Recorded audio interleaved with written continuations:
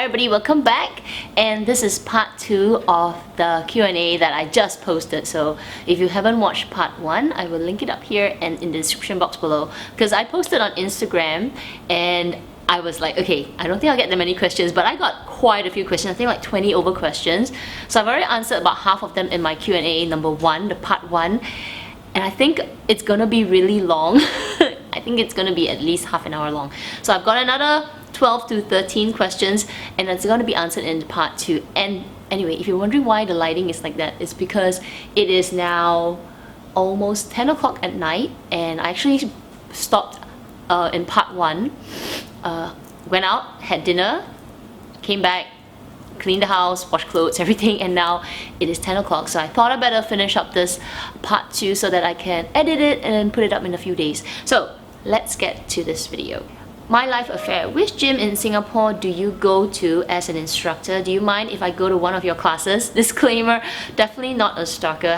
What is your exercise regime and how did you break away from eating disorder? I think you mentioned it in one of your posts. So which gym do I go? I actually teach in a few gyms. I teach in Fitness First, I also teach in Virgin Active, and you're more than welcome to come to one of my classes, but I think you need to like sign in as a guest, or if you're a member at those gyms, just look up for my name.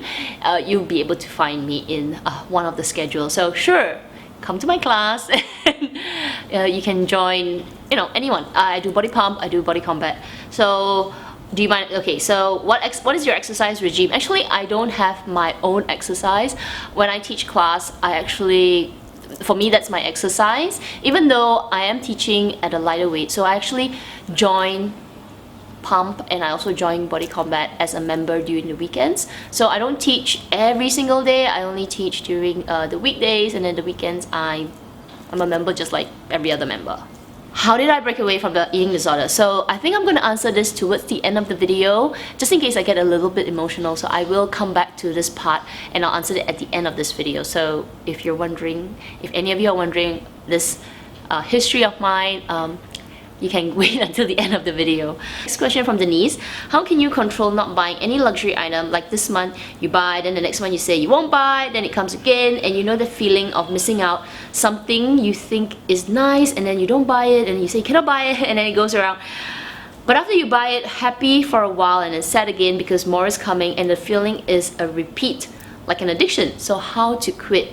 This is a really great question, because I think this cycle of getting something new and then kind of like keeping it for a while, and then you have this urge to get something new again because either there's lots of trends out there, or you just feel like, you know, I want something new. You know, it is such a cycle, and actually it is, you know, inside us that we always want to chase for that new thing. So I am not immune to it. I've been through it, and I also still go through it. It is a struggle. So what helps? Being broke helps, okay? Being broke and not having unlimited amount of money helps. That's not the answer, but I'm saying that it is also knowing what is your limit, and knowing that you know, kind of like taking a step back and reassessing what you already have. And actually what really helps is, you know, control that urge. You know, let's say for example, you see something new, and that urge of wanting that new thing is really strong at the beginning. It's like, oh my god, this is real new and I really want it, and you know, you can just get a bite on an impulse, even though you think that impulse is like 2 weeks, 3 weeks. But actually, if you keep holding off, I'm talking about like 1 month, 2 months, 3 months, that urge goes away, and over time it becomes practice, it becomes a habit. It makes you think, how do you say, it makes you think a little bit more before you jump into buying it. And obviously sometimes we fall off the wagon and we buy it on impulse, but there are things that, you know, like for example, I was looking at this particular bag, and let me tell you, I was going crazy about it. I was like, oh, I need it, I'm gonna buy it, and I was just like obsessing over it. But I didn't pull the trigger because I was going through this. I was like, okay, hold on, wait, you got too many things. And the more I held off, like 1 week came 2 weeks, 2 weeks became 3 weeks. And right now I'm like, well, I don't really want it anymore. But of course, if it pops out on sale or something, I may consider it. But right now, if I bought it at that point in time, I may not be happy at the moment I am right now. So it does help if you hold off, just really resist. I know it can feel like, oh, you're dying inside and you're like, oh no, I need it, you know, it's gonna be sold out. I also think of it as like holding off, and if it's sold out, it's sold out. So that's it, you know, don't hunt for it anymore. It's not meant to be yours. And I think that's a way to kind of cut back and kind of stop this addiction of wanting something new all the time. So I hope that answers your question. It's a struggle. That's what I say, it's a struggle. Love, Lux, Eat, vacay or a new bag? So vacation or a new bag? So this is a really tough question. Should I pick a vacation, which is great for the memories, or should I pick a new bag because I can use it forever and ever, or as long as I can use it, right? This is a really tough question, and can I cheat and say 50-50? But if you force me to choose, like really force me to choose one, wow, give me a moment. I think right now I would pick a new bag unless the vacation is something with my family. So if it's just a vacation for the sake of a vacation, then I'd rather go for the bag because I don't know, I just like bags. But if it's a vacation with my family and like something like going to visit my brothers or something, I think then obviously I would pick the vacation. But obviously during the vacation I might buy a bag. Nancy, if you could give up one bag from your collection, which would it be? It would be my Chanel Walk in patent leather. Definitely. Keep my pants. Which bag do you think is most unisex and suitable for a guy to rock? Okay, it's a great question, and thank you, because I hardly get guy questions. And yeah, guy related questions, I mean. So which bag is most unisex? Now, I really like street style on guys. Like I feel they look you know, really fun, really, you know, fashionable, and it, you know, it's just really interesting to see the street fashion. So ever since I saw Jaden Smith and who else? Jaden Smith, Farrell, I think it's Farrell, and then obviously G-Dragon rock the Chanel Gabrielle bag in the size 40. To me, that is like the most unisex bag I have ever seen. I don't think there are many fashion houses that use a guy to market a women's bag, and G-Dragon, the way he's worn it, if you follow him on Instagram, my goodness, he has so many, I think, or maybe he's been gifted it, the Chanel Gabrielle bag, but he looks so good. He wears it like this, or he wears it as a crossbody bag. I think that's a great unisex bag for a guy. And I also actually like Chanel's like knapsacks. They have the one with the, you know, it's really patterns and all that, like not the Urban Spirit backpack, which is the quilts, more of like the backpacks whereby it's canvas with the big C's and it's just looked as if it's been spray painted on.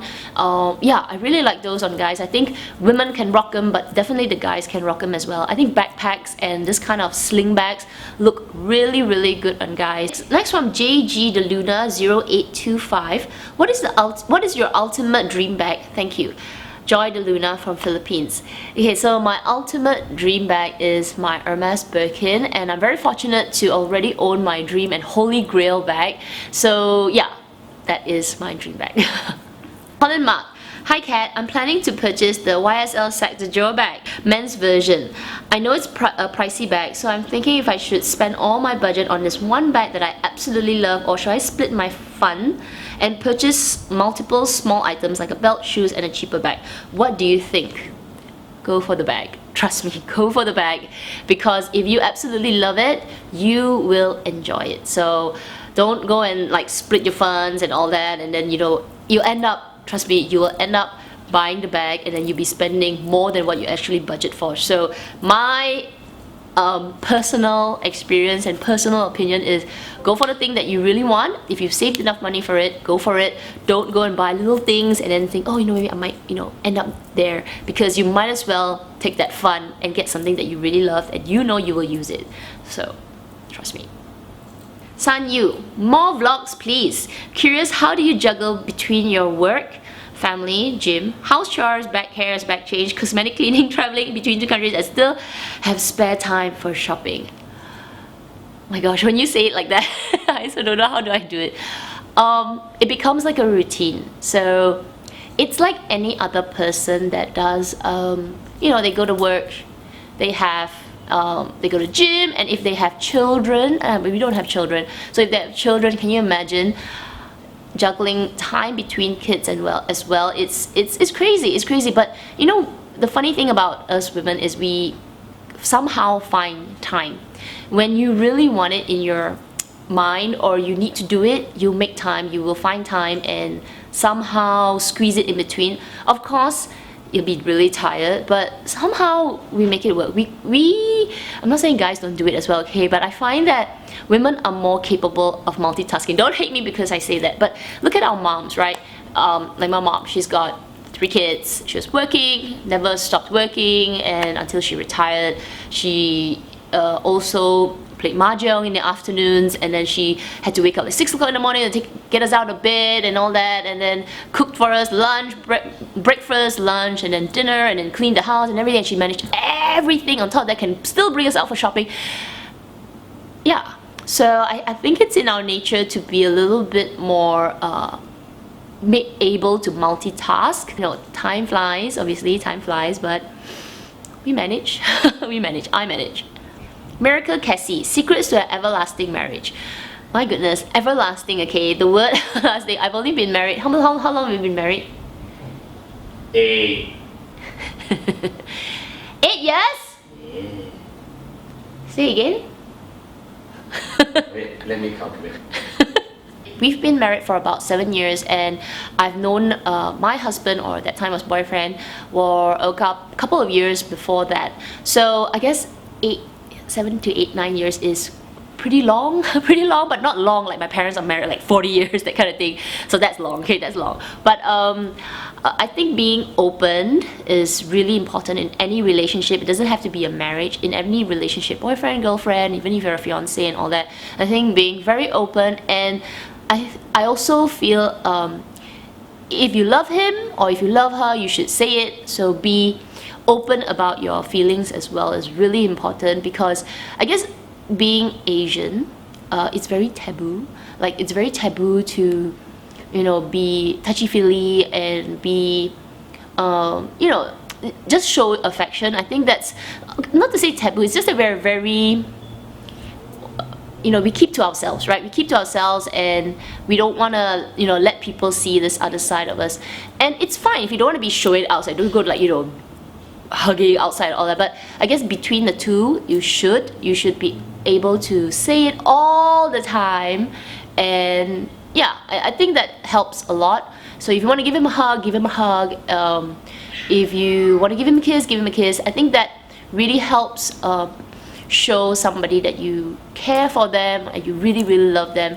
So yeah, and also be open to problems. Like, not every relationship is, you know, happy all the time. I think that it is a fairy tale, and it's Hollywood fakeness that everything can be smiles all the time. But being able to communicate and talk things through, don't just shut that person off and say, no, stupid like you, and just put them away. I think that is that happens to a lot of relationships, especially when you're angry. But you know, just yeah, I think talking things through also helps. Not that I tell my husband everything, but but I think when there are problems, you must face it. Don't go and, you know, sweep it under the carpet. Think that will just build up over time. So there's a lot of things, you know, there's a lot of things that makes a relationship work. Yeah, but for us, I don't know, for us, we don't fight much. No, I always lose. Because he always loses. But yeah, because I win, right? Yes. I hope I pronounced this correctly. Nguyen Kiman 79. Hi Kat, how is your knee? I remember you saying that you had major knee problems, but that you run your first 10 kilometers after a long resting period. Any plans of entering more races? Okay, yes, my knee's doing okay. I guess it's, this is really tough. If you guys don't know, I had a knee surgery about it's coming up to about 3 years now, 2.5 years to 3 years. And I had this knee surgery because I was doing a lot of running. Actually before that I wasn't really doing much running. I was just doing a lot of like my own exercise, 10 kilometers running. And I did one late at night run, and then I fell down and I fell on my knee and I cracked my kneecap. So a few years later, you know, after I cracked my kneecap, I didn't know I cracked my kneecap. I had like kind of like a hairline crack. So over the years, it built into a kind of like a bone spur. So I had an operation to shave off the bone spur and kind of like fix the knee a little bit. So after that, to be honest, my knee is never the same. Anything that goes like an operation will really affect the whole I don't know, the whole workings of your leg. It's my thigh is weak, my quads are weak, my calves are weak, and it's a daily struggle. But yeah, it is better. It's not the best, I would say, that I still get pains. It still swells up a little bit. I did my first 10-kilometer run after almost 4 years of a break last year, and it was hard. It was hard, but I managed to finish within 10 kilometers. I managed to finish it within 1 hour and a few minutes, 1 hour and 6 minutes, something like that. So I did a pretty good timing. But yeah, it was tough. But yes, I think I will continue running. I don't think I will do my 42-kilometer runs anymore. I think those are it's not only tough, but the training for it is really it's tough. Like the training for it is the one that is going to be really difficult for my knee. And 42 kilometers is not something that I can say, okay, I'm going to run 42 kilometers. It's not, I don't run just to run the 42. I run because I want to make a good timing. I don't expect myself to do like 4 hours less time. I could finish it.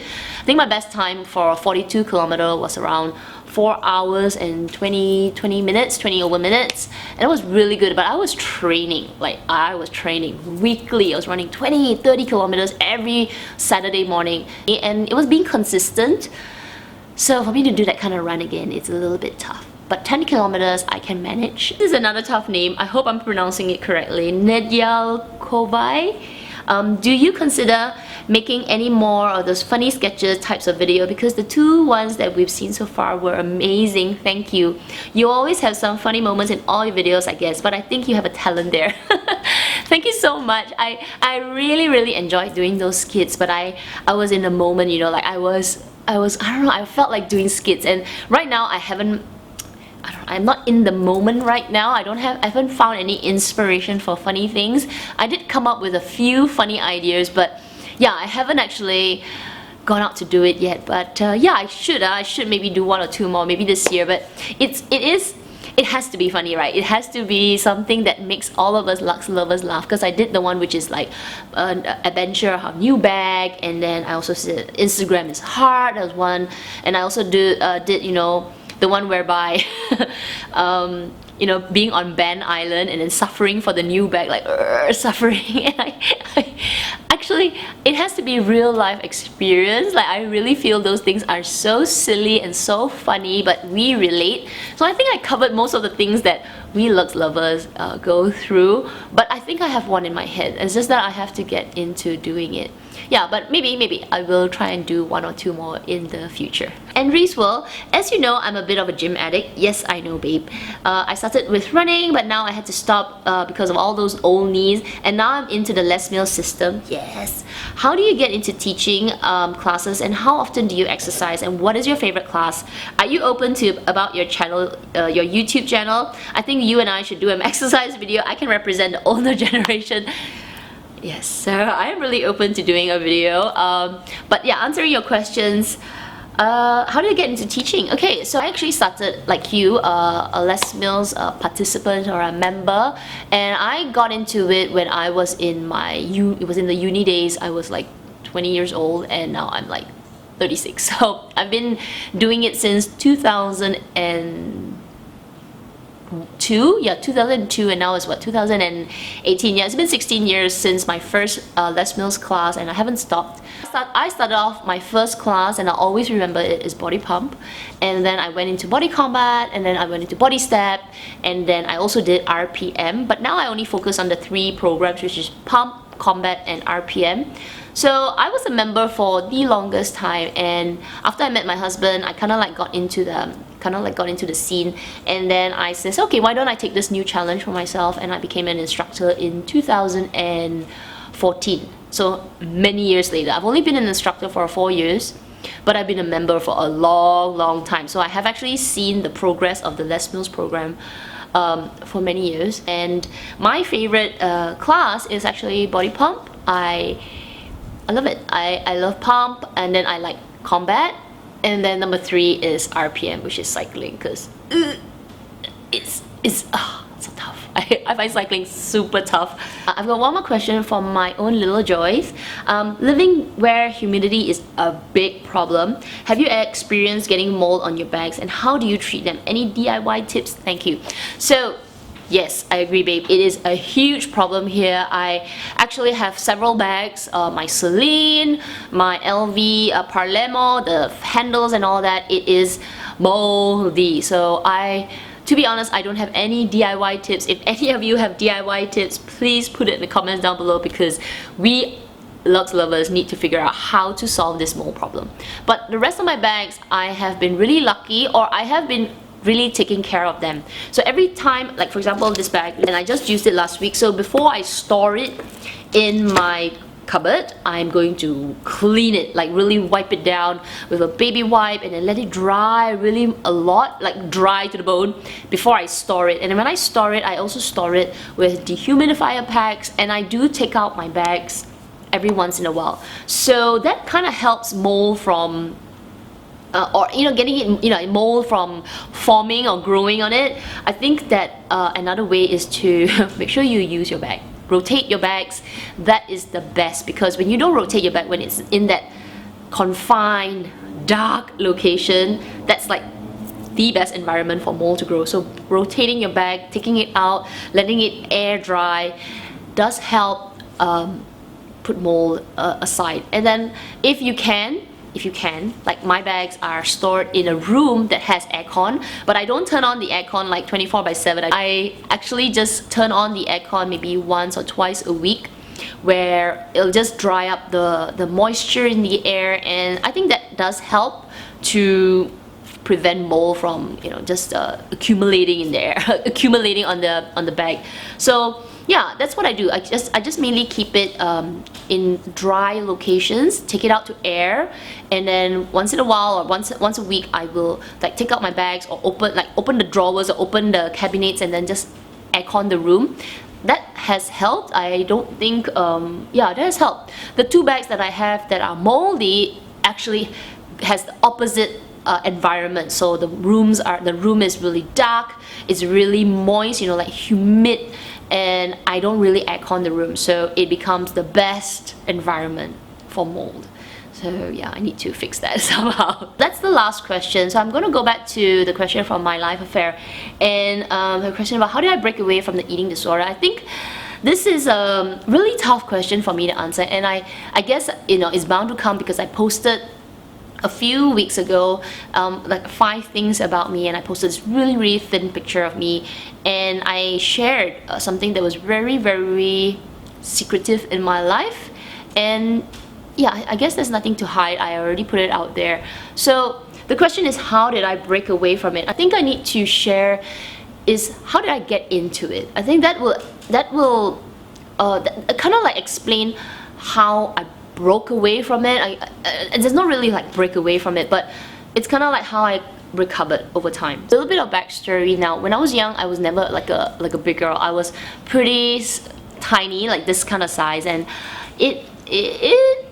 food never bothered me, and I never really had like problems or any kind of bad relationship towards food in general. But I remember this one time, it was in my year 4, so year 4 I was like 16, and this one boy, I had to be a boy, right? But we were going on exercise, and I didn't have, not a boyfriend, okay, just a friend. He made this one comment because we were going, like a bunch of us, like a big bunch of friends, we were going up this hill, we were like exercising and all, like trying to walk and be healthy, not so much of like getting sick, but be healthy.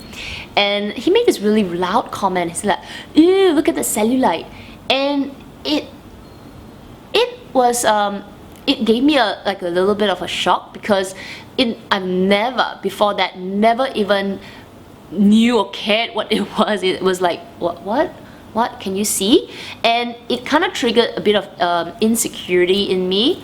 And I was never an insecure girl, okay? I was loud and all that. So after that, I didn't do like anything bad that time, but I started to go jogging a little bit and try to be a little bit more healthy. Then after that, I think when I started to go to university, I don't know what happened. I guess being away from home and being like, you know, a lot of pressure and all that, I fell into this routine of I would say a little bit of a self-punishment, because I started to go exercising quite a bit, and I was waking up early in the morning, like 5 a.m. in the morning in Australia, and I would go running 10 kilometers every day, and I would go for my classes, and I would study, and I would do that, and it became a cycle, and I didn't know why, but I think that was like the start of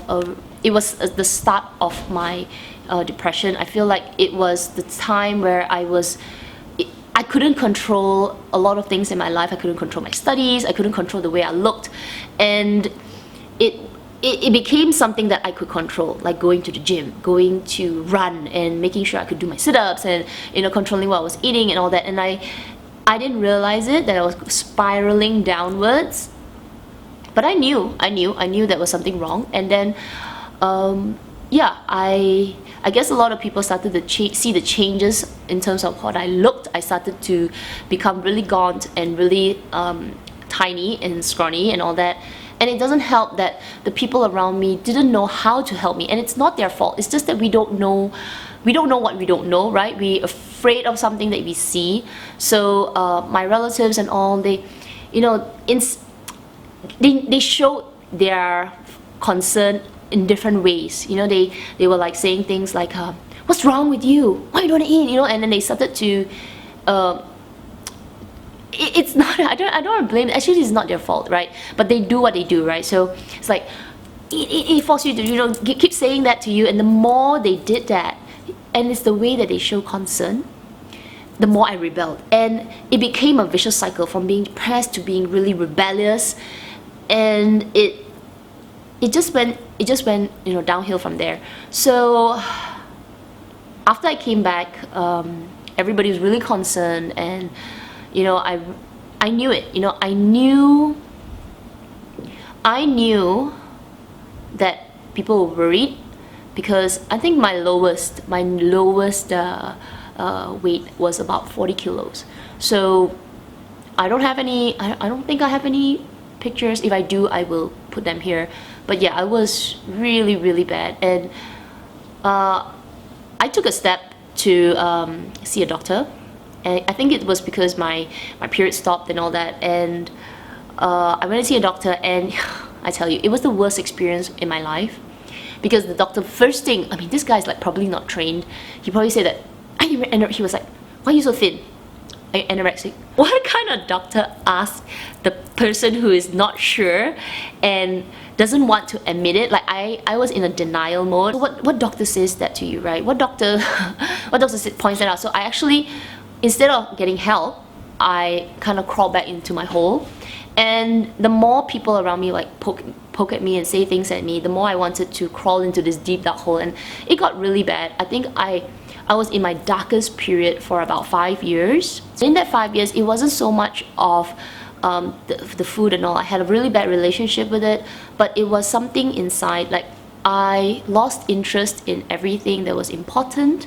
So I pushed my friends away. I didn't want to go out. Things that I used to love to do, like I used to love shopping, and I used to love meeting my friends for coffee and all that.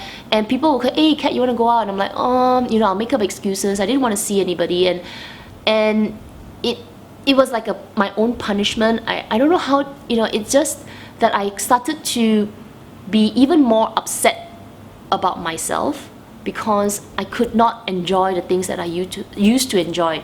So like I would go out and see a friend, and it'll be like 5 minutes later, and all I wanted to do is like, this is so boring. Why am I not enjoying it? It was like a demon in my own head, making me feel unhappy, and my old self was trying to say, why aren't you happy? You should be happy. And it became like this voice saying, you should be happy, and then I was like, I don't know why I'm not happy. So I had like little monsters in my head saying there's something wrong, and I just crawled back, and I just crawled because I didn't want to hear it. I didn't want to put myself into that position of being, why aren't you happy? You used to like to do this. Why aren't you doing it anymore? Why aren't you going to the gym? Why aren't you do this? You should be like that. You used to like it. And then it kept playing in my head. And obviously it doesn't help that I knew that I should be happy, but I wasn't. So how did I break out of it? It's really tough because there were like many layers. So the first layer is what people see. It's the external of the thin girl, the slim girl, the really scrawny girl, the anorexic girl. And then there was this other 2 layers, which is what my heart wanted, and then what my brain was just telling me. I started to do baby steps. Like, I just realized that I didn't want to do this anymore. That was like the first baby step.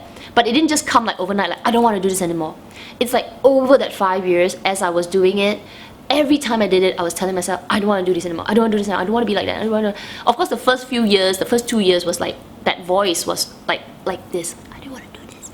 And then it gets louder, and it gets louder, and gets louder. And then I think after like maybe 5 years of really like hardcore, like 5%, 10%, and then finally like in the 6th year, that voice became a little bit stronger.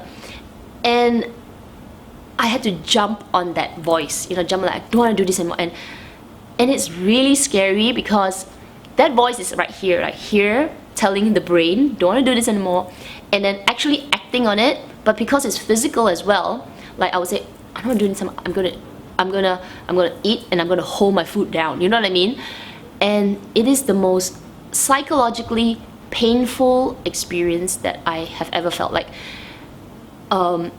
let's say I'm gonna eat a bowl of porridge, right? And then I'm like, because it's so unnatural already, it's so unnatural to keep it down, that my brain is saying that, why did you do it? You shouldn't be eating that, you shouldn't do this. And then being unhappy, punishing yourself, and then my heart saying, you don't want to do this anymore, you can't do it. And then it's a freaking fight up there. It's like war. And I would eat it, and I'll straight away go and sleep, and I'll force it down, and it became an internal struggle. And I can tell you that nobody but me or myself could pull myself out of it. And it really starts from here, not the people around you, but let me tell you, the people around me, the support system that I had, like no matter how much I could see the disappointment in my mom and my dad and all that, but they were by my side. My best friends were by my side. My best friend in Australia, she knew about it, and I had a few other friends, they knew about it, but all I needed was them to be there. I knew that they knew, but they didn't question me. They just, I don't know how to explain it. The more you push, that's the thing, the more they pushed, the more I pushed them away. But there was just some friends that just stuck by you, you know what I mean? And they cannot do what the heart really wants to do. They can just be there. It's like a support system. Help me take that baby step. So the first 6 months was like the most horrible thing. It's like I could actually feel the pain of crawling out from that hole.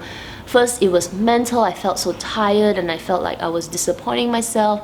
And then once I started to how do you say, put on a little bit of weight, okay? That's the word, I guess. Put on that little bit of bulk, even though I was super, I could see the hip bones, but the part where it's like, I could see like my bone, like it was really bad. And seeing it fill out a little bit by little bit, okay, little bit by little bit, it was the most painful thing ever, because I felt like I was failing myself. It's so strange. It's crazy. It's crazy what the physical can do. And it's not because I wanted to be beautiful. That's the thing. It's not that, It started off with just something, and a little bit, it just spiraled out of control. And I think depression is such a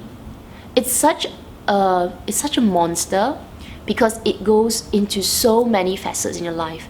And when it's added with being, you know, physical, like physically you can see it, it's a double whammy, because like mine was combined with how I looked, right? And seeing the actual physical changes, it also made the recovery much harder. Okay, it's really hard to say this, but it's like when I was recovering my way, you know, nobody knew I was trying it, I was doing it. So when I hit my, I think it was year 2008, I was recovering. I was, you know, talking to people in the gym. I was becoming a little bit more open. I met new friends, and I forced myself to go out and all of that. And it was really baby steps. But you know, I knew that I needed to put on weight because I was going to die, okay? I knew, and I was damaging my body. But having the comments, hey, you look better, you put on some weight. I tell you, I can just suddenly flip, because I'm like, is it too much? Am I doing too much? Am I eating too much now? Because it's the first layer, right? It's the first layer that everybody sees. And it was my insecurity that spiraled into my depression. So yeah, gosh. So how did I break out of it? I hope I answered it, you know, but it's really difficult to say that this was one way I broke out of it. I think being able to slowly love myself again and accept me, you know what I mean, accept not only the way I looked, but the way I am. It's how I slowly built that confidence to recover. I think it took me I would say a good 10 years, a good 10 years to really say I'm safely out of it. There are days, you know, that I feel like, oh gosh, I could fall back into it, but I know that it's not worth it. It's not worth going back to that life that meant nothing, that my only relationship was a bad relationship with, you know, things that I ate, the things that I was doing to myself, like my own body. So I don't ever want to go back there, but I know that those like little demons and those things that people say, it's there, right? It's there, and it's not about being weak. It's just, you know, it's very complex. And you know, if you know anybody that's going through it, you know, going through depression, it doesn't have to be an eating disorder, but it can be depression or any kind of troubled times. Sometimes they don't actually want you to pinpoint it. Like, I didn't want people to say it out in my face, but it's like a secret between you and me, and knowing that they are there to help me, a shoulder to cry on, just be there. I tell you, it means a lot. So it means a lot. So yeah, it's baby steps. That's how I can say it. Being able to love yourself little bit by little bit is the way I broke out of it. So that's the end of the Q&A. I know I'm ending this Q&A on a more serious note, though I do usually end it on a happy note. But yeah, I guess it's a little window into my life, and it's not always, you know, laughing, cheery and all. There are dark days, right? There were dark days, there were really dark days, and now it's baby steps towards the future. And yeah, you know, we just got to be living life, loving life, because life is really full. So yeah, I hope you guys enjoyed this. If I have missed out any questions, which I don't think I did, I will definitely answer it in my next Q&A. So if you want to ask me any questions, I will definitely be posting those Q&A pictures on my Instagram. So please follow me on Instagram, and when I post that, do post your questions there, and I will definitely do this video again. So you guys take care, and I will see you in my next one. Bye!